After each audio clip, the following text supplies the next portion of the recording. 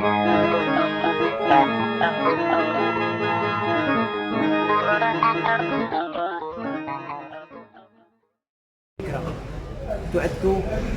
من أكبر الذكريات في تاريخ المغرب، وكلما طرحت مسألة ذكرى أو مسألة تاريخ لو طرح ذلك السؤال العريض: ما لنا وما للتاريخ، ما لنا وما لماض صحيح.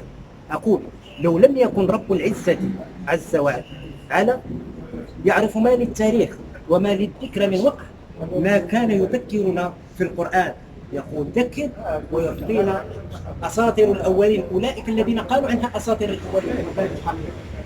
لذلك أقول: للذكرى وللتاريخ. نحن اليوم نحتفل بذكرى 20 لترفع جلالة الملك على عرش إسلافه المنعدم. ولكن ما العلاقة بين هذه الذكرى والمسألة الوطنية؟ هنا يطرح السؤال الكبير. أنتم تعلمون وهناك من هم شباب لا يعلمون أن كلمة ملك لم تكن متداولة في المغرب، بل كان اسمه سلطان.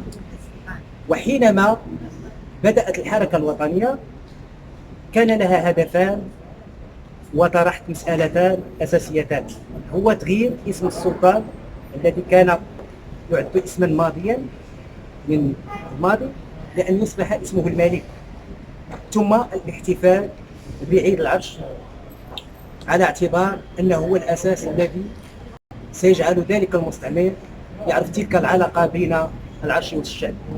ومن تلك اللحظة ونحن إلى اليوم نحتفل به. وفي هذه المناسبة نكرم شخصيتين كما سبق وقلتها: السي مصطفى كمال والسي رشيد الحكيم.